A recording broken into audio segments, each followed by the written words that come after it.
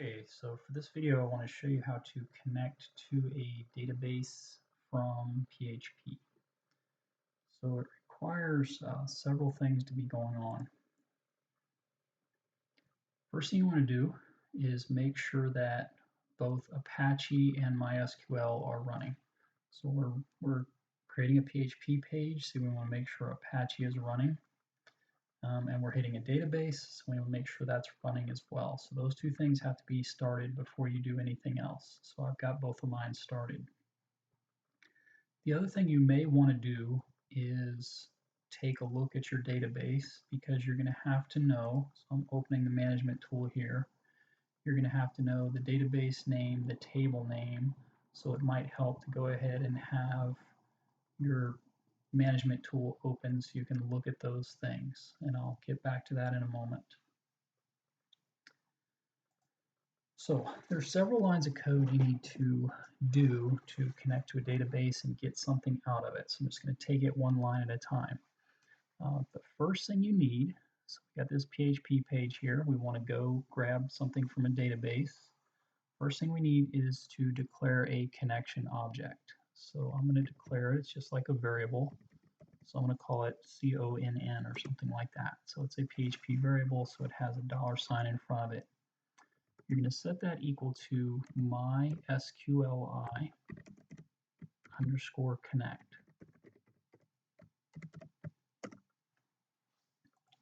So we got the variable name equal to MySQLi underscore connect. You're going to have parentheses and, of course, the semicolon at the end. So this is all one word, all lowercase with an underscore in there. This function takes 4 arguments, so you're going to have to provide 4 different things in here inside quotes separated by commas.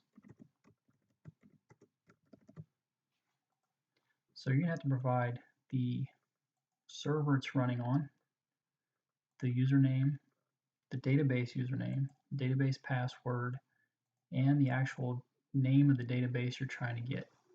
So typically in here, or at least for this example, the server is going to be localhost. So the first argument of those 4 arguments is going to be localhost. Inside the next set of quotes, so notice you got quotes, comma, space, so check the syntax on that as I'm doing this. Next thing is a username, so you might have an individual database username and password to connect to this database. For this example, I'm just going to do root, which is the default that's created with the database, and no password. So I'm just going to leave that blank, but you could certainly have a username here and a password here. That would be a username and password that's created for that MySQLi database.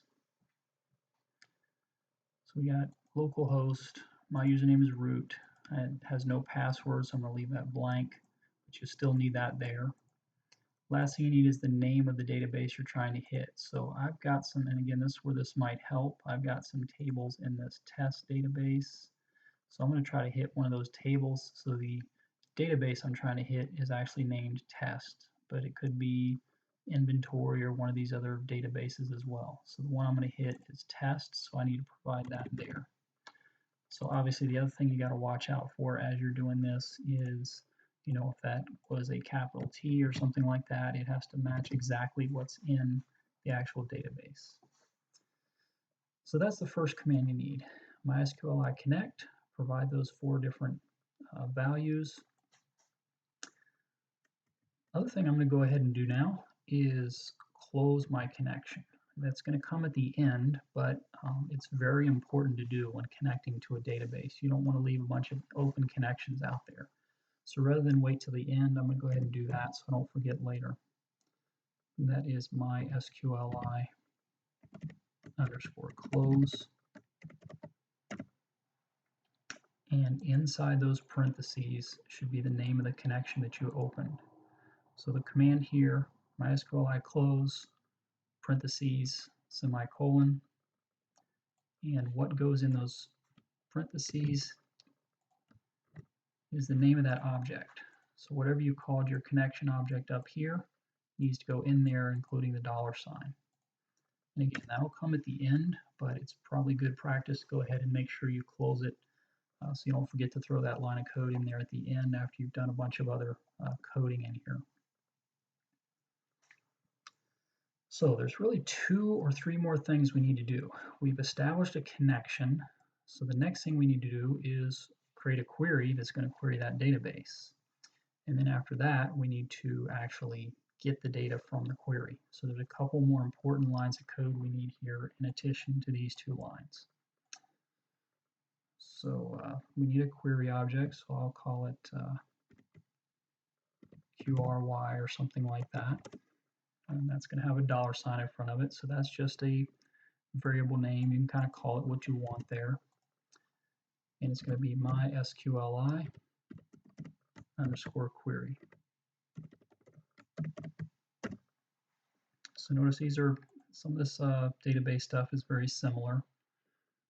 Declare an object, set it equal to, in this case, MySQL underscore query. Again, it's going to have the parentheses with some stuff in it, which I'll talk about in just a moment. So this needs 2 things inside of it: the connection and what the SQL query is actually going to have. So the first argument in here is the name of this connection object, and a comma and a space, and then your raw SQL query that you're going to try to get something out of that database with. So the first argument, $CONN, and in here would be your select, and I'll just write a very simple select query here.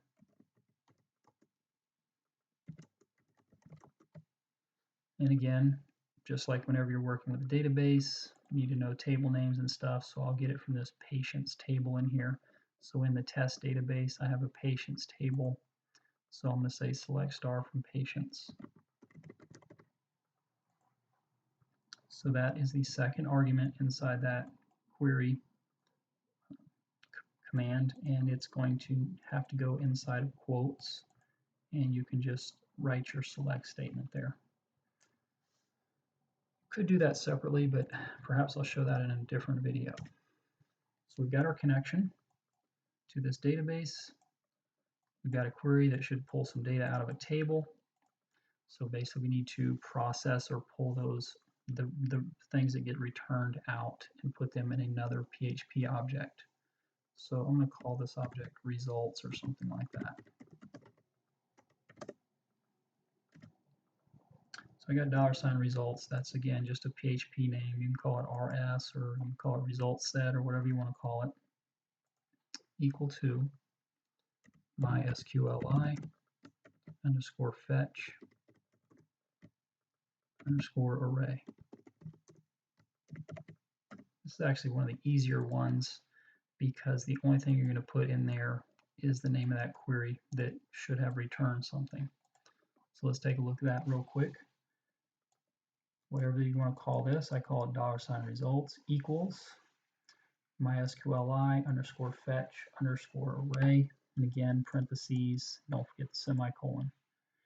And the only thing that needs to go in here is the name of that query object from just above, which I happen to call QRI. So if you call this query 1 or whatever you called it, just make sure that's what you provide as the argument inside those parentheses. Don't forget your $sign. That's really it. We've connected to the database as long as our credentials are right. We've queried something out of that database and we've put it into this results object. So now it's just a matter of, so we can see what we got, maybe echoing something back out on our PHP page to see if we pulled something out of that database. So that's one more line of code, and again, it might help to know what's in here. So what I'm going to do is check for a column name in here. So maybe I'll print the first name or maybe the last name or something that we're getting back from that patients table from that database. So after I got my results here, I'm just going to do an echo command. And the way to see information that you got back that is stored in this, what you'll have to do is the name of that object, which I called results, But then you're going to have square brackets and quotes, and then the whatever field name from that patient's table. So if you wanted to see the patient's phone number, then you put phone. I'm gonna put first name and then maybe something else.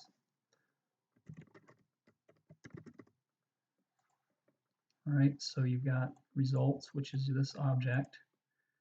Then to reference individual fields from this table that we queried, you want square brackets and quotes around the field name. And this field name is from that database. And don't forget your semicolon. So that should grab something, put it in this object, and then print out a first name from that result set.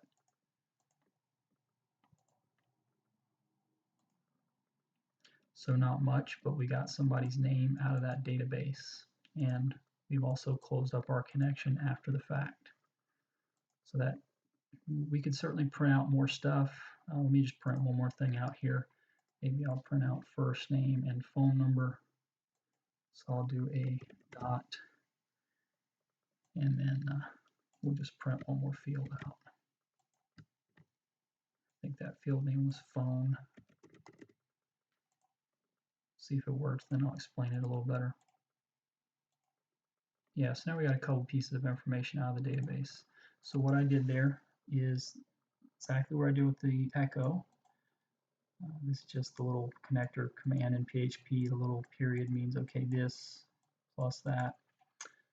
So again, I've got the name of that, results, square brackets, quotes, and then another field name, which is the phone number. And of course, from a PHP standpoint, if you don't want them right up together, you could always do dot, maybe an empty quote to put a little space between the first name, the empty space, and then the phone number.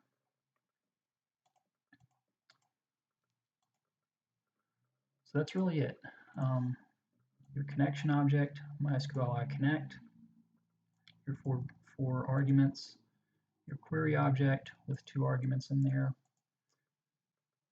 your fetch array, and then to look at the individual things, you would have to name the fields that way. And then don't forget your close command.